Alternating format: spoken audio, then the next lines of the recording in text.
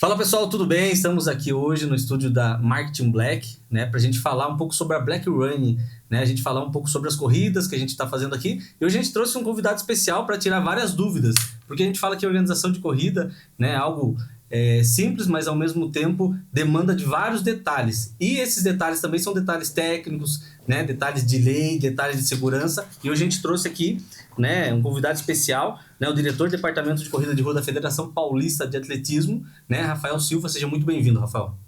Obrigado, Rafael. É uma satisfação para a gente poder estar aqui, atendendo esse convite de vocês.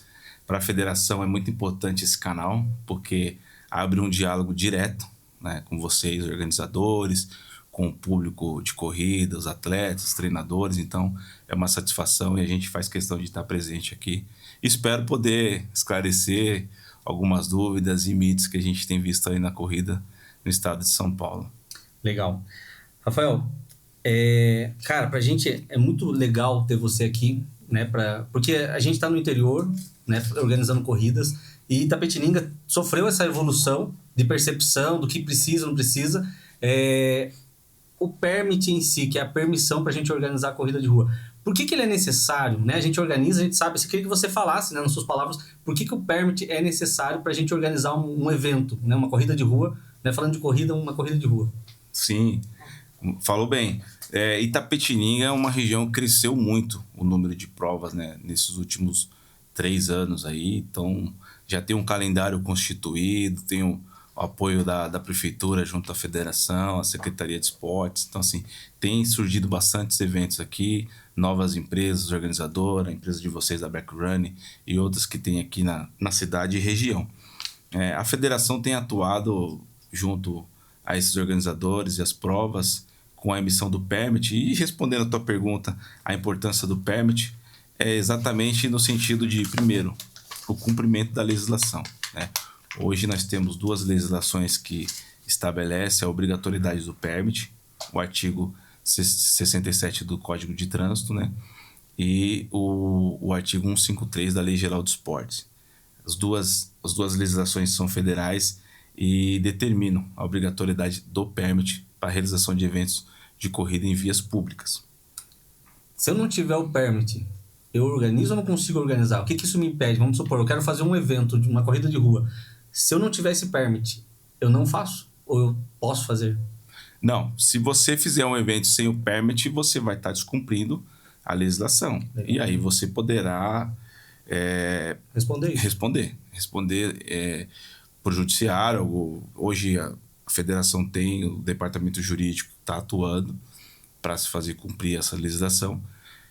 Cabe ao município a liberação do evento ou não com a apresentação do permit. Essa cobrança é do município, mas a federação tem atuado nas notificações, na orientação junto aos organizadores, ao poder público, e em casos mais extremos, né, é entrado com notificação extrajudicial e pedido de liminar para não execução dos eventos, né, sem a apresentação do permit. Qual a importância do permit? Hoje, pela legislação, o permit ele dá o direito ao organizador de utilizar aquela via naquele horário específico, naquele dia, para se fazer um evento esportivo, para gerar negócio, fomento, etc. Então, hoje a gente tem uma hierarquia do Ministério do Esporte, Comitê Olímpico, confederações, federações, e a partir daí, dentro desse guarda-chuva, o permit inclui temporariamente as empresas privadas, né, para fazer o evento utilizando aquelas vias, tirando o direito de ir e vir daqueles cidadãos que não fazem parte do evento, né, para poder dar o direito às empresas organizadoras, para as pessoas que estão ali participando daquele evento esportivo naquele momento. Legal.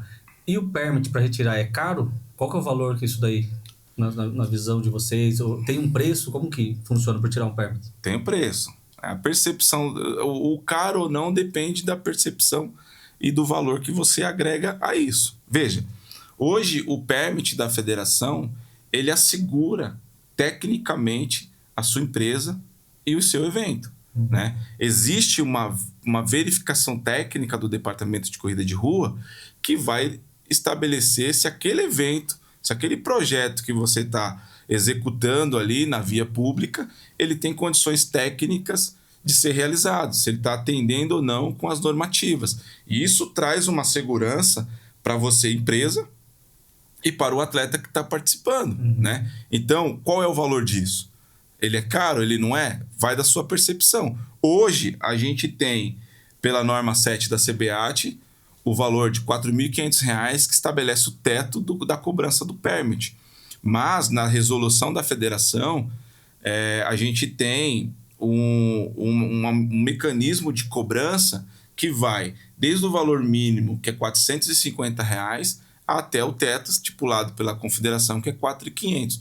Então, os eventos, dentro das suas características, que são as principais, valor de inscrição cobrado e número de participantes no evento, ele vai pagar o permit de acordo com as suas características. Então, hoje, se você fizer um cálculo frio, dependendo do evento, você vai ter ali o número de participantes dividido pelo valor que é cobrado do permit, mais os serviços de arbitragem, e se houver necessidade de transporte e limitação, você vai ter ali em torno de R$1, R$2 a R$3 por participante. Então, assim, eu vejo hoje num evento que esse custo ele é baixo, perto de outros custos que tem, né? Um evento, você como organizador sabe bem. Legal. Pessoal, uma das coisas que fez a Black Running crescer hoje, e eu posso cravar com certeza, Rafael, hoje, é a questão da padronização, né? Antigamente a gente começou, né, a desenvolver as corridas de rua, né, a trabalhar de maneira informal, vamos dizer assim, mas a partir do momento que chegou a federação e fez as exigências necessárias, que a gente não sabia, né, depois a gente começou a descobrir isso, porque por mais que eu não saiba, a lei ela se aplica do mesmo jeito, não importa se eu estou sabendo aplicar, se eu estou sabendo, ela se aplica do mesmo jeito. E isso fez a Black Running, evoluir bastante. Porque antigamente é aquele negócio, quantas ambulâncias a gente colocava? Não sei, é uma interrogação. É uma, é duas? Tem que ter posto médico? Quantos médicos? É um, é dois médicos? Essa ambulância, ela é UTI ou ela é normal? E se der algum problema muito sério ali, ela consegue ter o atendimento imediato? Então, assim, tem muitas interrogações. Guarda-volume. A questão do guarda-volume, como que funciona? Há necessidade ou não há necessidade? Ou pode ser um canto que a gente coloca as coisas ali sem algum... um sistema, alguma coisa assim, o que é responsabilidade nossa, o que é responsabilidade... Então, assim, eu acredito que a Black hoje, ela conseguiu se estruturar com base nas exigências e aí a gente foi evoluindo. E aí a gente consegue entregar um pouco mais de segurança, a gente consegue entregar um pouco mais de percepção para o atleta ali quanto ao evento. E ainda tem muito a melhorar. Tem muita coisa ainda que eu acredito que dentro do relatório de vocês a gente tem melhorias a serem feitas, né? Então, assim, eu acredito muito. O pessoal fala bastante quando entra uma federação, com Itapetininga sofreu com isso também, e a gente passou por isso, a federação só quer arrecadar, só existe uma arrecadação. Mas a partir do momento que você olha lá no seu evento, você chega lá e fala, tem árbitros aqui. Todas as chegadas vão ser aferidas por esses árbitros. Isso dá uma tranquilidade para nós, organizador, absurda. Exato. O permit, se você olhar bem, ele te protege. Exatamente. Ele te protege. Ele protege você, organizador, ele protege o atleta que está participando do evento, ele protege as marcas que estão patrocinando esse evento, né? Ele protege o poder público que está liberando esse evento. Então, ele é uma proteção para o mercado, o permit. Por quê? Como você falou, né? Para que você tenha o permit da federação, você tem que cumprir minimamente com as condições técnicas do seu evento. Você está fazendo um evento em um local público que não foi criado para essa prática. E isso requer uma adaptação. Adaptação essa que vai envolver saúde, segurança, né, com o fechamento do trânsito, instalações de postos de água, instalações de posto médico, instalações de infraestrutura. Tudo isso é uma adaptação. E aí, quando você tem uma entidade que regulamenta isso, que supervisiona, que direciona você no que tem que fazer, você começa a fazer isso correto. E aí você vai crescendo como empresa, como prova. Então, essa proteção que te dá e dá ao mercado através do permit é exatamente isso. É o que você falou. Tá, qual a quantidade de água que você tem que ter por participante do seu evento? Quantos postos você tem que ter de acordo com a quilometragem? Precisa ter banheiro? Não precisa? Se eu preciso ter banheiro no percurso, a partir de qual distância eu preciso ter banheiro no percurso? Né? Eu preciso ter ambulância UTI, eu preciso ter uma básica. Qual a metragem recomendável que o posto médico tem que estar instalado após a chegada? todos são itens técnicos que nós, como federação, ao longo desses anos, temos as regulamentações e a expertise para poder orientar você. E aí, quando você recebe o nosso permit, o documento ali falando que o teu evento tem essas condições técnicas de ser realizado, você está protegido pela legislação e pelas normativas. O atleta que participa de corrida, que tem permit, que se inscreve em provas que são organizadores sérios, né? Ele também está protegido. Ele tem a certeza de que naquela prova vai ter infraestrutura, vai ter atendimento, que vai preservar a saúde dele. Se porventura ele tiver um problema, de passar mal, de precisar ser atendido, um evento com permit, ele vai dar essa segurança para o atleta. Legal. E o permit, ele abrange tudo que é evento relacionado a atletismo dentro das vias públicas. Seria isso? Tipo assim, né? A liberação. Né? Se eu vou fazer uma corrida de rua, se eu vou fazer um treinão, né? Hoje está acontecendo bastante assim, sei lá, se é uma forma de driblar. Encontro. Daí você vai ver o encontro, tem 450, 500 atletas. Imagina esse público indo para o mesmo tempo, né, para o trânsito. Tipo assim, se tem o permit, você já vai saber, tá liberado pela prefeitura, né? Tem como fala assim, o acompanhamento de alguém, tem a parte de segurança, né? Ambulância mínima, né? Tem uma coisa assim. Eu acredito que queria que você falasse um pouco sobre isso. Porque muitas vezes a gente acaba meio que encontrando esses eventos, que muitas vezes é um encontro, é um treinão, e que não é caracterizado muitas vezes como corrida, mas é uma corrida, né? Isso. A lei, ela fala, né, o artigo 153, né, da Lei Geral do Esporte, ela fala que eventos esportivos que requeiram inscrições, né, precisa ter autorização da entidade independente da denominação. O artigo 67 fala que eventos esportivo, inclusive os seus ensaios realizados em vias públicas, precisa ter autorização da confederação ou entidades filiadas a elas. Então, assim, hoje a gente entende que o treinão ele é um ensaio de corrida. Né? Ele é um evento. Então, quando você pega lá um evento, independente da denominação dele, é o evento beneficente, é o corre, é o treino, é não sei o quê. Não, o evento tem inscrição, o evento tem percurso delimitado, o evento tem aferição de tempo, cronometragem, classificação ou não. Então, assim, ele é um evento de atletismo. Então, ele precisa da autorização da federação. Acontece que nem todos os eventos que são realizados hoje, tecnicamente, teriam a condição de ter o permit, em função daquilo que a gente já conversou anteriormente, de toda a infraestrutura necessária para garantir e preservar a saúde e a integridade dos envolvidos, né? Então, veja, os treinões que estão acontecendo hoje são realizados por empresas constituídas, com CNPJ ativo, com CNAE de produção e promoção de evento esportivo, tem um profissional de educação física à frente do evento, tem autorização do poder público, do Departamento de Trânsito, da Secretaria Municipal de Esportes. Tem expertise assim, de fechamento de trânsito, parceiros. Exato. Vai invadir o trânsito. Eu penso muito assim, você vai invadir o trânsito com 200, 300, 400, 500 pessoas aí, ao mesmo tempo, e muitas vezes não está nem fechado. Se acontece um acidente naquilo ali. E eu vejo muito assim que nem você falou, tem um CNAE responsável, tem uma empresa, um CNPJ, porque eu lembro que eu conversei uma vez com um produtor, logo quando entrou a federação aqui, eu falando, viu, a questão da federação tal, e como que a gente faz, a gente tem que pagar mesmo tal, gera aquela monte de dúvida pro organizador. O promotor falou assim, exatamente assim, Rafael, pare para pensar, existem as melhores práticas estão lá, estão citadas por leis, e existe, nem que seja uma recomendação, aí você vai fazer um evento e você não utiliza as melhores práticas, você não utiliza nem a recomendação dos caras. Aí, a hora que dá uma morte no seu evento, ou acontece alguma coisa grave no seu evento, vai chegar uma mídia em cima de você e vai perguntar, cadê o organizador? Não queremos saber. Aconteceu uma morte lá. Quem que é o organizador? Você vai responder. O que você vai responder? Ele vai falar assim, aí o que vai acontecer? Vai ter uma notícia... Ele falou exatamente isso. Ele falou, vai ter uma notícia assim, ó. A empresa X, né, que aconteceu a morte e tal, né, e o organizador não aplicou as melhores práticas recomendadas pela Federação X, pela Confederação Y, ele não fez isso. Exato. Logo, não é só o que é legal, mas o que é moral também vem tudo em cima de você. Todo mundo vem em cima de você. Porque fala assim, se existe a melhor prática, você não fez.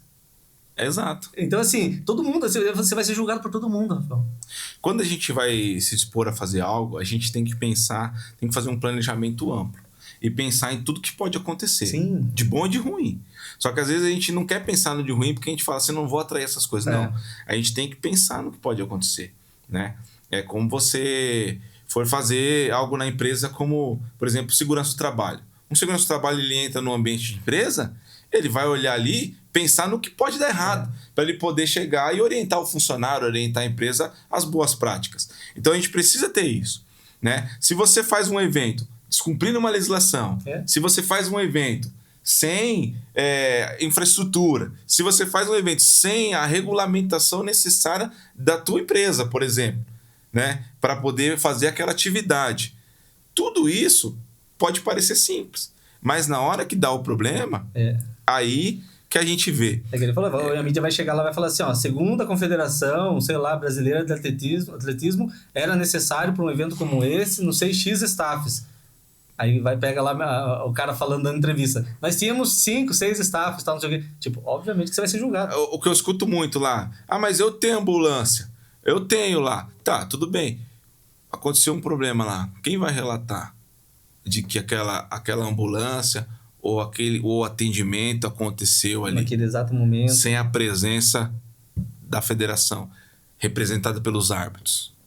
O árbitro hoje, pelo Código de Justiça Esportiva, ele tem presunção de veracidade, né? Então, assim, quando ele relata o que aconteceu e coloca isso em súmula, pronto, está documentado. Então, Deus o livre, aconteça alguma coisa no seu evento, o árbitro está lá e fala, não, olha, eu verifiquei, o pessoal da equipe médica rapidamente chegou, fez os atendimentos e removeu. Ponto. Você está respaldado nesse sentido, né? Porque houve um relato. Agora, se não tem nada, está ausente lá, como é que faz? Como é que você comprova? Por isso que eu falo desde o início, estou falando aqui. O permit, ele assegura o seu evento. Ele é uma garantia de que seu evento tem condições. Você fala assim, eu tenho seguro no evento para o atleta. Tá, vamos fazer uma ilustração aqui.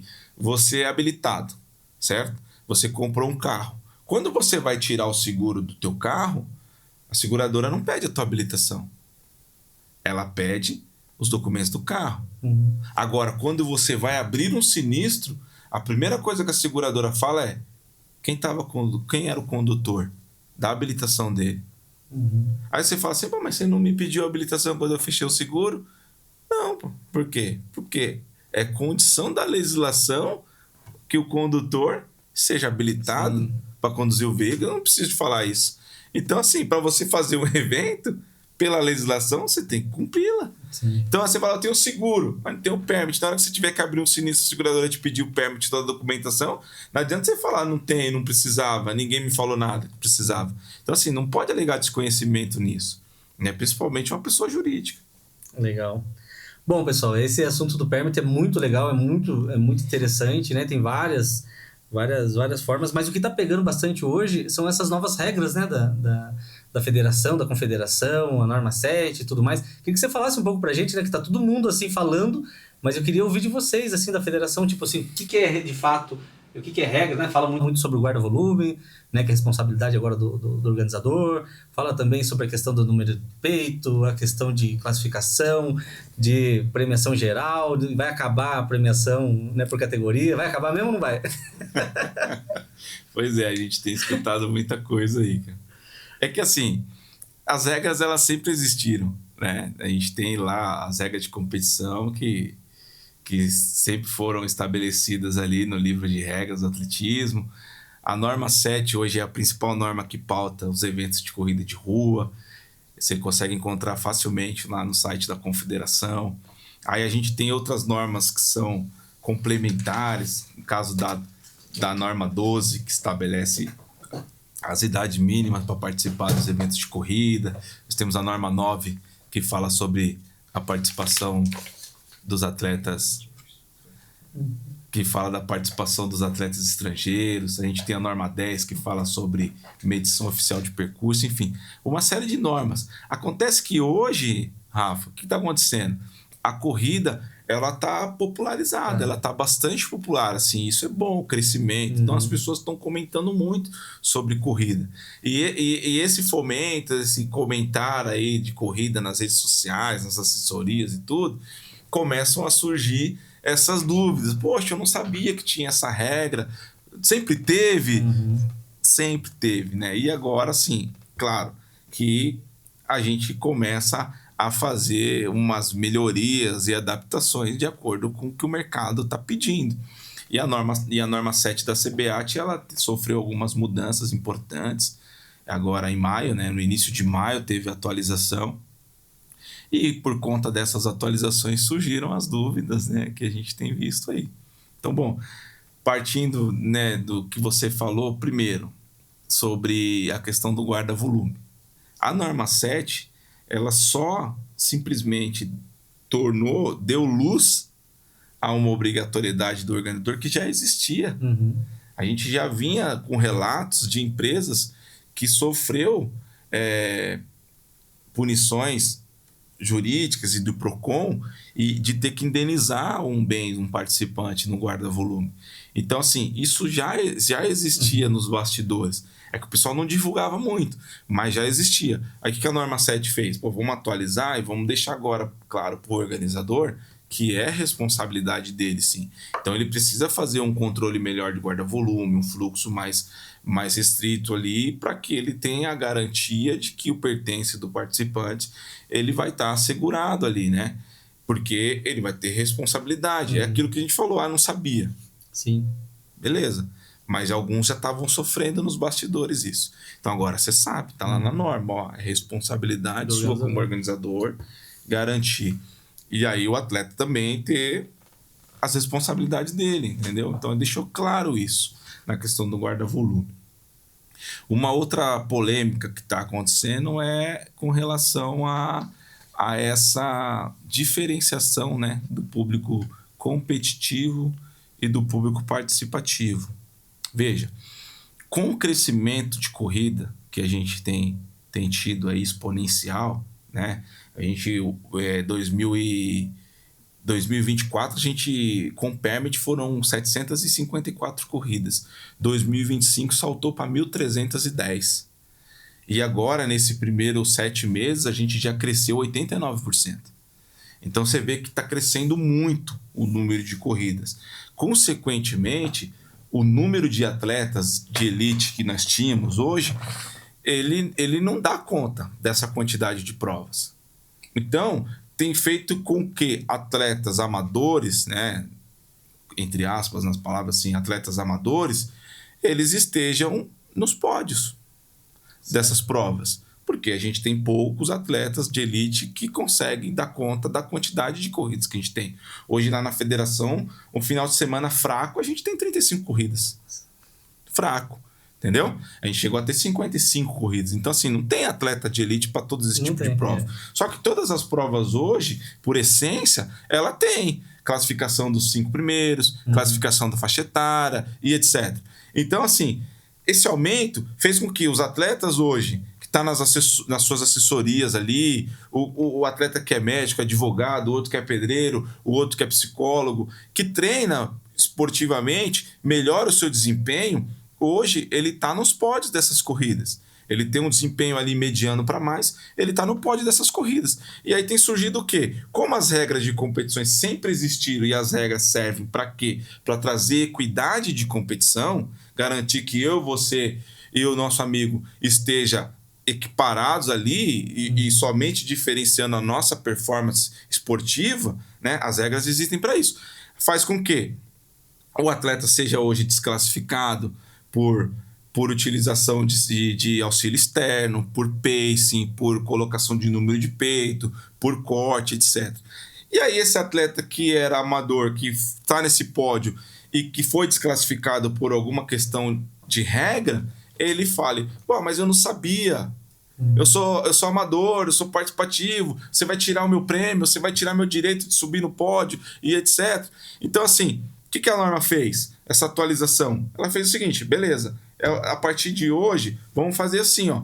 A gente vai pegar o público que quer competir, que quer buscar performance, pódio e resultado, e nós vamos separar do público que quer participar, que quer ir lá correr por qualidade de vida, com o seu amigo, com o seu colega lá da assessoria. E aí nós vamos diferenciar. Esse público aqui, ele tem que estar ciente das regras. Ele tem que cumprir com as regras. Esse público, não. Ele vai participar normalmente sem atrapalhar os demais, né? Porque a gente tem hoje o atleta que quer o bônus da classificação, do pódio, do engajamento, da rede social, Sim. mas ele não quer o ônus do cumprimento das regras. Coisa que os atletas de elite a vida inteira sempre tiveram que fazer. Um atleta hoje está doente, ele não pode tomar um remédio porque ele corre o risco de ser pego num doping. Então, isso é o ônus da profissão. E aí os atletas hoje, amadores, estão surfando nessa onda. Então, a gente sempre tem o bônus e os ônus. E essa separação na hora da largada? Então, essa separação, ela tem que primeiro vir no momento da inscrição. Certo. Então, as empresas organizadoras, as empresas de inscrição, nos sites de inscrições, eles precisam preparar o ambiente para que o atleta ele faça a sua inscrição já escolhendo qual pelotão que ele vai participar. Sim. Se ele vai ser competitivo, se ele vai ser participativo. Então, esse é o primeiro filtro. É uma opção do atleta. Ele é voluntário em escolher o que ele quer. Hoje, não acontece de você, provas grandes, você escolher lá e colocar qual o portão que você quer largar do pace? Sim. Bom, tem um pace de 5, tem um pace de 4,30, tem um pace de 4. Você escolhe. Então, você vai escolher lá qual que você quer participar. Feito isso, você vai ter uma diferenciação do número de peito. E aí vai da organização definir qual que é essa diferenciação que ela quer. Então, o atleta com o número de peito competitivo, o atleta com o número de peito participativo. Os competitivos largam-se à frente. Então, você pode estipular lá um tempo de largada, dependendo da sua prova, das características técnicas da sua prova, se permite você ter um tempo de largada, ou se ela está mais curta, enfim. O pessoal competitivo larga na frente, o participativo largou atrás. Certo. E pronto. A arbitragem, todo mundo sabe quem está competindo pela identificação e vai fazer com que as regras sejam cumpridas para esses atletas. E para os outros, não. Os outros participam ali só do evento, da festa, da experiência. Deixa eu fazer uma pergunta rapidinho, que a gente já teve isso em corrida da Black. Igual você falou o pessoal que vai correr dele tem algumas regras para seguir, né? A gente já teve, por exemplo, na Black mesmo, pessoa reclamando do fone de ouvido. De correr com fone de ouvido. Por que eu não posso correr com fone de ouvido? Exatamente por conta do auxílio externo, né? O fone de ouvido hoje, a gente não sabe o que está rolando ali dentro. Eu já ouvi relatos de atletas que colocam músicas com o BPM que segue mais ou menos o pace que ele quer correr.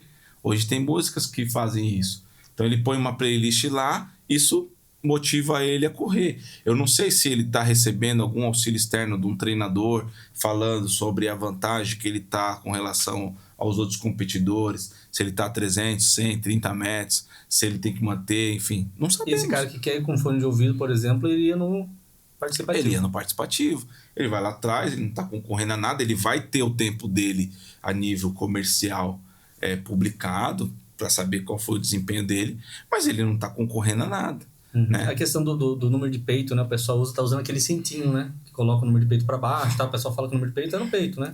Então, o número de peito, o nome no peito, mas é para você ter o sentido de que ele tá ali visível para qualquer pessoa.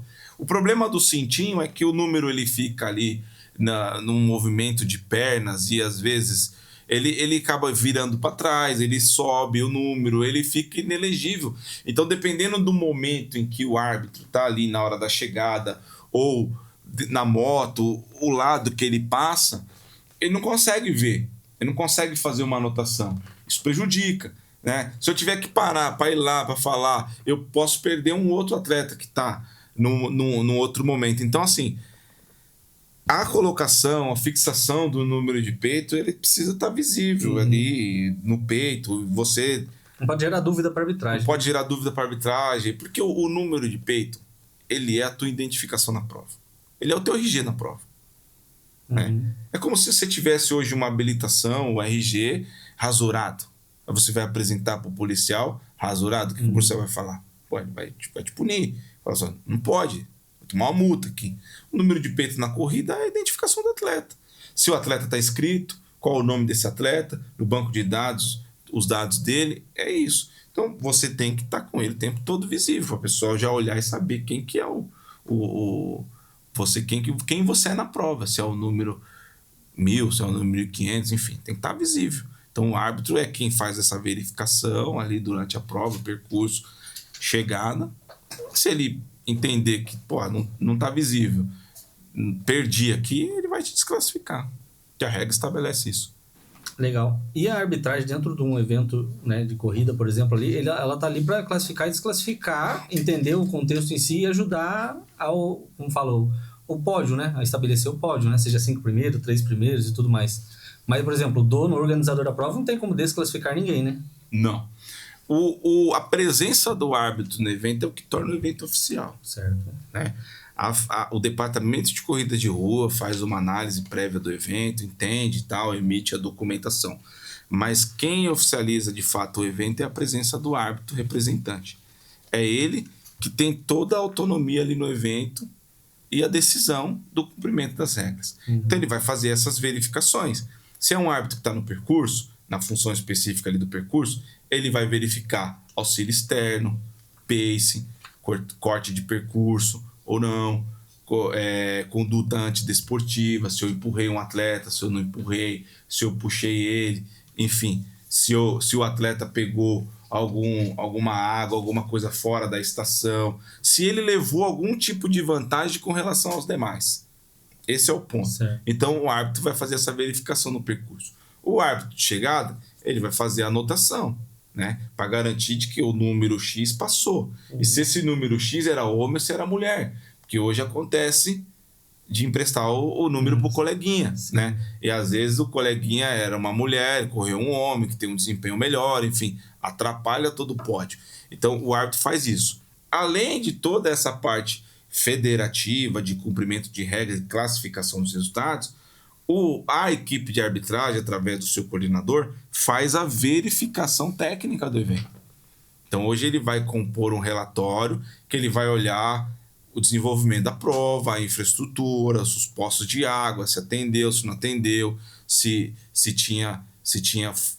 faltou água, se não faltou, se a água estava refrigerada ali, se o percurso estava fechado, se entrou carro no percurso. Ele vai fazer todo esse relato. Ele vai lá chegar lá na equipe médica e falar quem é o médico responsável, eu preciso do teu CRM, vou registrar ele aqui no relatório. Ele vai perguntar, teve algum atendimento grave aí, teve alguma remoção, necessidade de remoção, enfim.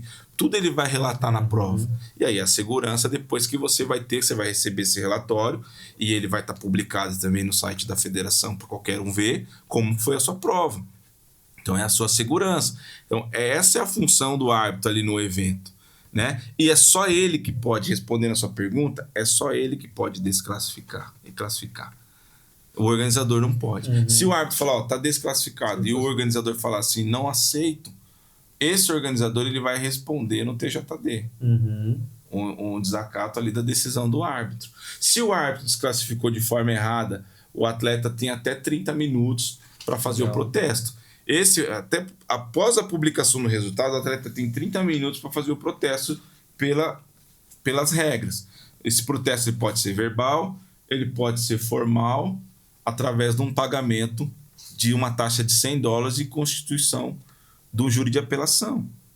Né? O júri de apelação, mínimo 3 pessoas, o máximo até 5, tem que ser número ímpar, ele vai poder julgar o caso ali na hora e ver se a conduta do árbitro foi correta, não foi, e o que o júri de apelação determinar ali, pronto, está resolvido. Legal. Fora isso, o atleta tem que abrir um pedido no TJD sobre essa conduta. E aí o TJD depois vai julgar, vai analisar a súmula, analisar o relatório, vai ver o contexto e vai decidir lá o caso, entendeu? Queria que você listasse para nós, você falasse um pouco sobre quais são as principais responsabilidades de uma empresa organizadora, né? Por exemplo, assim, que virou aquele negócio, tipo, organizar corrida é algo simples, organizar corrida é só juntar minha equipe aqui, eu sou um dono de assessoria, ou tenho um grupo de corridas, ou tenho um grupo de WhatsApp mesmo, pessoal, vamos correr, vamos fazer o negócio crescer, 300, 400, 500 pessoas. O que seria essas obrigações principais que um organizador de corrida deve ter? Boa pergunta. Primeiro, uma empresa CNPJ ativo, um CNAE de produção e promoção de eventos esportivos, né, que é o Cadastro Nacional de Atividade Econômica. Hoje a gente se depara com muita empresa que não tem isso. Ah, eu sou MEI, eu organizo feiras, eu sou uma empresa de buffet, eu organizo eventos de festas, enfim. Ou eu sou uma farmácia, eu estou emprestando meu CNPJ. Então, assim, hoje a gente já vinha fazendo esse filtro e agora, na atualização da norma 7, foi estabelecido, né, a obrigatoriedade do CNAE. Então, uma empresa tem que ter, primeiro, a sua responsabilidade, o CNPJ está ali dentro das regras da lei ali de atividade econômica. Segundo, tem que ter um profissional de educação física como diretor técnico do evento. Então, ela precisa ter esse profissional aí, que ele que vai responder tecnicamente pelo evento. Então, de preferência, a gente peça que tenha um profissional com conhecimento de prática. E ele tem que ter um documento, né? É o CREF. O CREF. O CREF, que é o registro no Conselho Regional de não de pode ser só um professor física. de educação física, ele tem que ter essa carteira de... Né? Todo profissional de educação física que exerce a função, né? Ele tem que estar registrado no CREF. Sim. Né? Salvo alguns professores, escola municipal, escola pública e estadual, que não exerce a função de treinador, essas coisas, só na licenciatura, alguns não têm o CREF ativo, mas quem trabalha com desporto, com treinamento, tem que ter o CREF para exercício da profissão. Eu vejo a hora que eu vou subir lá a documentação para solicitar o permit, lá tem o campo de você subir o CREF, e toda vez tem que ser toda vez um documento que tem que subir lá. Sempre é um pedido novo de abertura. Novo, isso. Ainda que seja provas recorrentes, primeira, segunda, terceira edição, sempre tem que ter um pedido novo. Preenchimento da documentação, enfim. Quais outras responsabilidades? Cumprir com todas as exigências técnicas. Ter o seguro dos atletas participantes, ter um diretor médico na prova, ter uma ambulância UTI, uma básica no mínimo, ter a responsabilidade da autorização do poder público, do fechamento das vias, garantir esse fechamento de vias, seja ela total ou parcial, às vezes compartilhamento, mas fornecer materiais para esse compartilhamento. A responsabilidade do organizador, ela é para o atleta. Muitas vezes assim, mas eu vou fazer algo totalmente sem fins lucrativos, eu vou juntar todo mundo, o pessoal vai dar alguma coisa, mas existem custos que são necessários e obrigatórios praticamente para ser feito um evento grande, né? Então assim, mas eu não vou tirar dinheiro das inscrições, vai ser zero uma inscrição, mas de algum lugar tem que vir esse fundo para você conseguir locar um banheiro químico, para você conseguir contratar uma ambulância. Então, né, eu acredito que essa questão do recurso em si que não pode ser negligenciado, né? Não, de forma alguma. O recurso ele tem que vir de alguma forma. Ele pode vir doação de emendas parlamentares, né? Ele pode vir de lei de incentivo ao esporte federal ou estadual, ele pode vir de instituições privadas com patrocínio, enfim, ele pode vir das inscrições, mesmo nós sabendo que hoje o mercado de corrida de rua, o valor arrecadado com inscrição, ele não banca um evento de corrida de rua. Né? Cara, legal você falar sobre isso. Eu sei que é da federação. Eu falo geralmente, pessoal, vocês que acompanham a Black, a gente sempre fala em reuniões, assessoria. Quando a gente pode falar, a gente fala mesmo. A inscrição não paga o custo de um evento. Não paga, assim. O mercado passou uma percepção distorcida para o atleta, né? Consumidor, com relação à inscrição. Muitos atletas hoje que eu escuto e converso, ele tem a percepção de que a inscrição é camiseta e kit, cara. Sim. É camiseta. Eu vou lá, vou pagar, sei lá, R$200 uma prova e vou ganhar só uma camiseta, mais nada. Ou a outra tá dando uma squeeze. Eu vejo às vezes discussões na internet sobre isso, né? Fui numa prova, paguei R$300, só ganhei uma camiseta.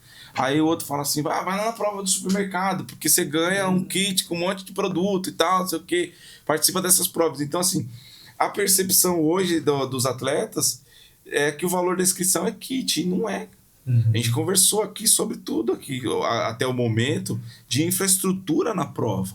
Né? Então, assim, primeiro, para você ter uma empresa constituída, com CNPJ, com funcionário, você tem custo. Sim. Né? Para você pôr uma prova para rodar, você vai ter custo de infraestrutura. É banheiro, é material de fechamento, é material de instalações, é pórtico, é guarda-volume, é RH, que é caríssimo, né? Os staffs ali trabalhando no evento hoje tá bastante. Todos os suprimentos, é caro, os suprimentos, uma estrutura médica, as liberações, tem prefeitura hoje que cobra o uso do espaço para você e não é, e dependendo do local não é barato você fazer isso, né? Tem os custos federativos também para liberação da prova, enfim. Quando você começa a colocar todo esse custo pelo número de participantes que você tem na prova, você começa a perceber que o valor da inscrição ele não banca isso. E aí que entra os patrocinadores, os apoiadores, as marcas, que tem ali na sua essência patrocinar também por uma questão de visibilidade, outras por uma questão social, de a marca poder fomentar, incentivar o esporte, enfim. É uma série de coisas que você é do marketing, você sabe dizer muito bem a respeito disso. Então, inscrição não é só kit, inscrição é toda a infraestrutura do evento, a experiência do atleta no evento, que hoje os organizadores estão trabalhando muito forte nessa questão da experiência. Sim. Você pode ver que as provas estão cada vez melhores tecnicamente, com novas ativações, com nova infraestrutura, né? Vejo um futuro próximo aí na questão do guarda-volume, a galera utilizando os lockers para poder preservar, né? O pertence do atleta. Os banheiros estão cada vez melhores aí também. Eu vi uma empresa de banheiro com uma cabine, cara, parecia um banheiro de shopping, assim, uma carreta muito legal, o banheiro, achei super interessante. Você vai ver logo essas melhorias, como a gente tem visto outras, né? Em relação, por exemplo, a posto médico e tudo. Então, assim, tem prova que eu vou, cara, o posto médico é melhor que o hospital geral do bairro, entendeu? Imagino. Tem tudo, piso lavável, tem banheira pra galera quando tá ali precisando de um atendimento mais sério, né? Tem pia, tem banheiro lá. Então, assim, você vê hoje as provas muito bem estruturadas. Sim. E isso é custo. Isso então, assim, faz parte da inscrição, cara. E eu queria que você falasse também um pouco sobre a questão a gente falou muito das responsabilidades do organizador, da prefeitura, dos órgãos, da federação e tal. Mas o atleta, ele tem responsabilidade sobre o evento, porque ele faz inscrição? Quais seriam a responsabilidade dos atletas em si? Todos nós temos as responsabilidades, né? A parte do atleta, primeiro, cumprir com as regras. Ler o regulamento, saber direitinho a prova que ele está ali entrando, se atentar ao horário. A gente vê muito atleta chegando atrasado, né? Às vezes o chip encerrou a largada, tem atleta querendo largar. Então, assim, é responsabilidade do atleta chegar no horário, saber o local de largada certinho, ler o regulamento, saber quais os direitos e deveres dele, não passar o número de peito dele para outros atletas, não participar de eventos que não tenha permit, que não tenha regulamentação, porque senão ele vai fomentar esses eventos a serem irregulares. Eu fui numa cidade lá que fala muito sobre evento. Eu falava, Rafael, você veio organizar aqui na nossa cidade, super legal. Só que uma coisa que a gente, repele, que o cara chega aqui, a gente já fala pro cara, chega de evento pirata, eles chamam de evento pirata, que são eventos que não são regulamentados pela federação, eventos assim que ele fala, esse evento aí, a chance de dar BO é imenso. Sim. Então, assim, dá problema, dor de cabeça pra todo mundo. Dá problema pra secretário, dá problema pra prefeito, dá problema pro organizador, dá problema pro atleta. Ele falou assim, então esse evento problema, e que eles chamam de pirata, ele falou assim, aqui a gente não quer. Eu achei bem legal, porque foi bem taxativo, assim. A gente chegou pra conversar com a federação e falou assim, evento pirata a gente não quer. Né? Então, assim, você percebe que tem algumas cidades que já tá estruturado isso daí. E não precisa falar mais nada, não precisa ter nem federação. Ele fala, não, esse tipo de evento eu não quero. É porque assim, veja, o ente municipal, que é quem controla o calendário da cidade ali, da liberação ou não, ele tem a legislação a favor dele. Então, entendendo que vai dar problema um tipo de evento, ele utiliza a legislação. Ele fala, não vai, cara, vai lá, pede o permit, pede a liberação, depois disso a gente conversa. Só que alguns ainda ficam naquela das amarras, né? A empresa que vai fazer a influência na cidade, a cidade é pequena, vai bater em mim, vai trazer... Ele não consegue colocar na balança, né? Tudo bem, ele vai falar que eu tô impedindo a realização de eventos esportivos na cidade e etc. Só que ele não calcula que se der um problema, vai ser muito maior para ele, porque ele está descumprindo uma legislação. Isso pode até acarretar improbidade administrativa para o ente público. O secretário de esporte, prefeito, enfim. E o pessoal, às vezes, não pensa nisso, né? As leis estão para ser cumpridas por todos nós.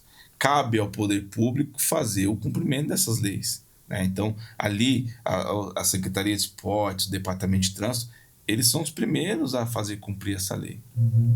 Quando eles permitem, são flexíveis nessa questão, eles estão ali, né, talvez cometendo um ato de improbidade administrativa. Então, assim, é o que tem acontecido. Hoje, a federação está atuando na parte jurídica.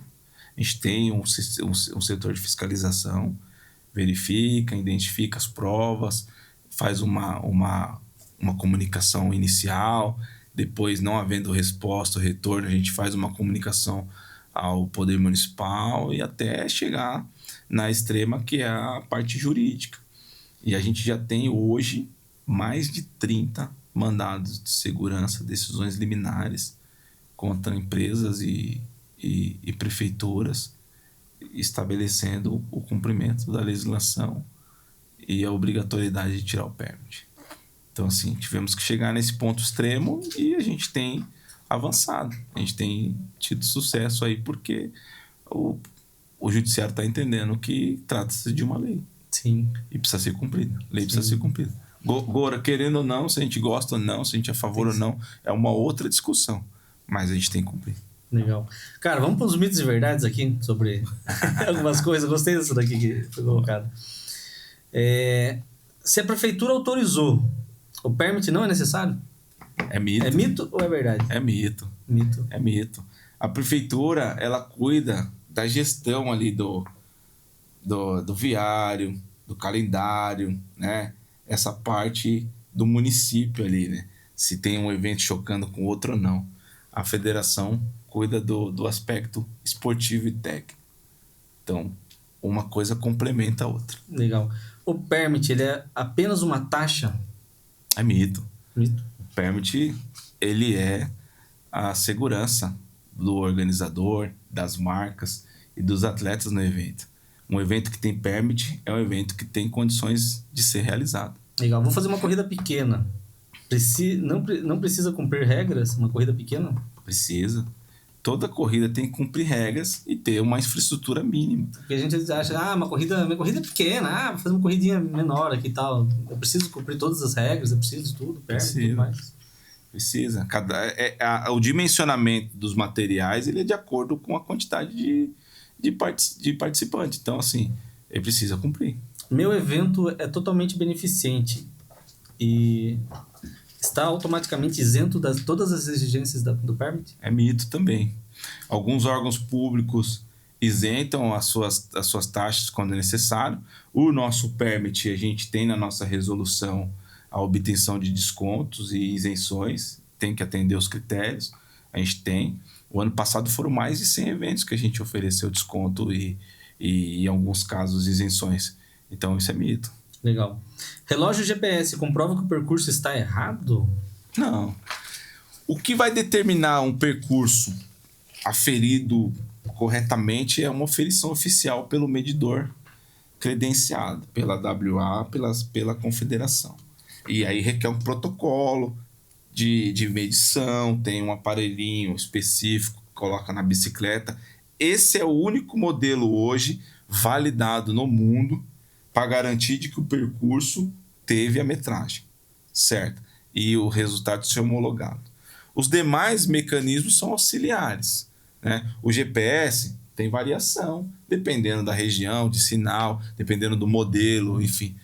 A mesma coisa o Strava, etc. Então, assim, os percursos que não são medidos oficialmente, eles têm ali uma metragem variável, entendeu? Não pude ir pro evento, né? O atleta pode emprestar o número para outra pessoa? Jamais. Porque o evento ele está assegurado e os participantes inscritos nesse evento estão assegurados. Quando você entrega o seu número para um outro participante, você não está no evento, ele não é você, então ele não está assegurado.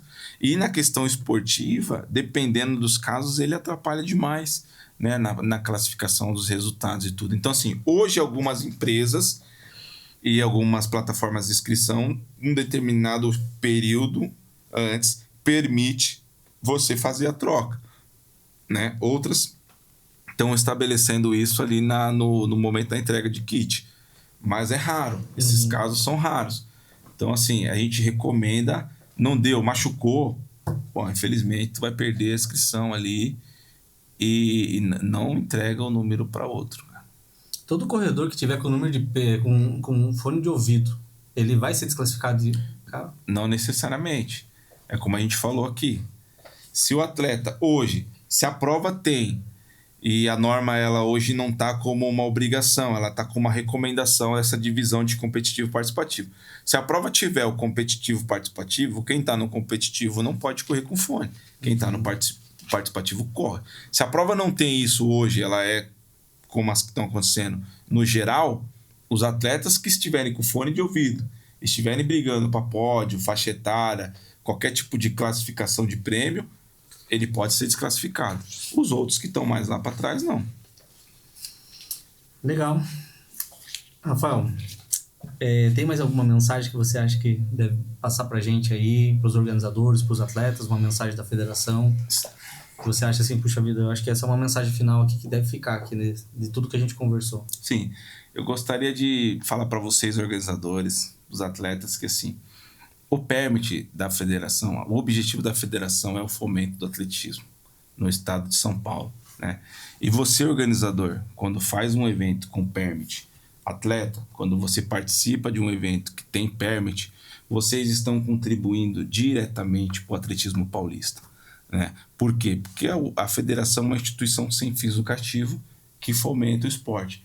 Então, todo recurso que a entidade ela recebe, seja de convênio público, seja de permit, hoje, ela é revertida para a manutenção do atletismo, das competições de pista e campo, da manutenção da entidade, né, nessa parte de gerência de todo o atletismo. Então, quando você vê um atleta hoje fazendo um índice para um mundial, né, ganhando uma medalha como o Pio numa Diamond League, enfim, ou numa medalha olímpica, como nós já tivemos atletas, você, organizador, que está nesse meio federativo com seu evento, você, atleta, que participa de provas que são com permit da federação, vocês estão contribuindo diretamente para isso. Então, para o fomento do atletismo e para aquele atleta que chegou lá. Porque a gente tem, desde a iniciação do atletismo, na inclusão dos atletas ali, na modalidade, até o atleta já adulto do alto rendimento, né? Então, por isso que o slogan da federação hoje é atletismo transforma vidas, porque a gente começa ali transformando a vida de crianças ali até chegar a um atleta de nível internacional, aí rodando o mundo e fazendo grandes marcas.